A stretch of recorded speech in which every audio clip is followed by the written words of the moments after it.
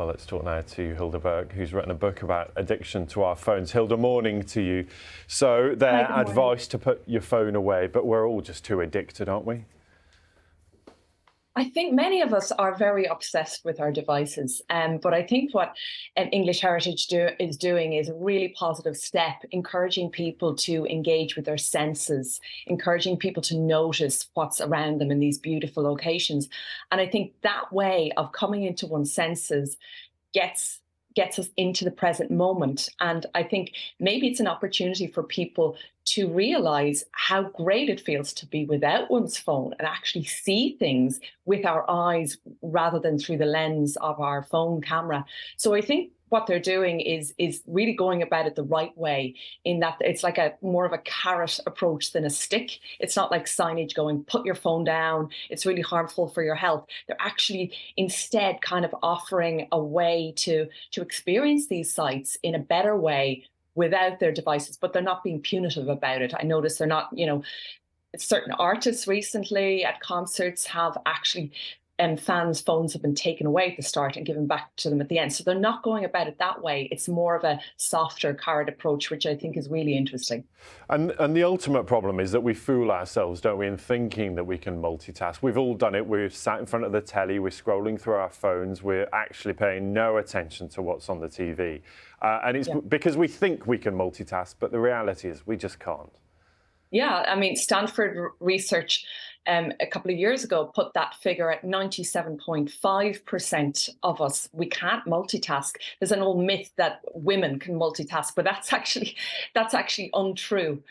So I think, being present, if we really want to enjoy something, if we really want to take in a sight and remember it, we need to do it with our own eyes. We need to use our own senses, because there's a lot of talk about capturing memories, making memories. It's a hashtag on social media, but actually how we create memories is in our own brain, rather than sort of outsourcing it to the cloud or to our phone. So I think that's really important to actually be present and to allow ourselves to experience, a beautiful day out at one of these sites, rather than trying to freeze frame it for later via our device so we can look at it. Most people don't look back at photos or video footage. We actually, our memory, it's in our brain. We've got our own hard drives right there in our bodies. But sometimes I think we're tempted to kind of outsource it to devices, which I think can be really harmful in terms of our experience and also our memory and our processing of that event.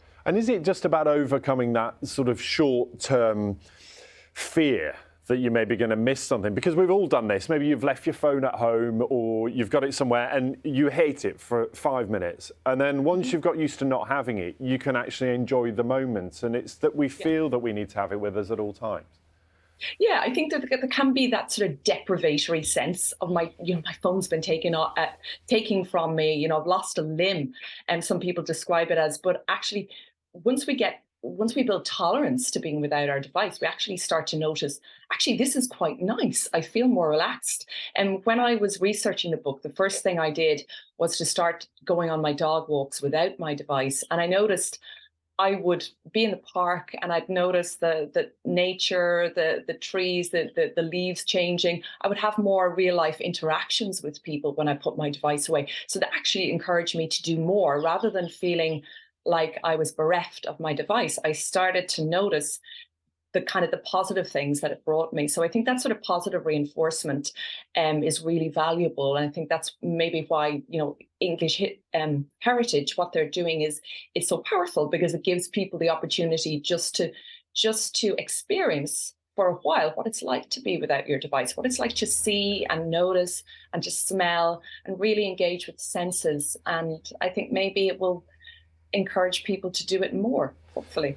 Do you expect we're ever going to get to sort of peak phone or peak camera, maybe? The idea that we think, I've taken this picture a million times in other different places. Actually, I don't need my phone. We can just enjoy it for what it is.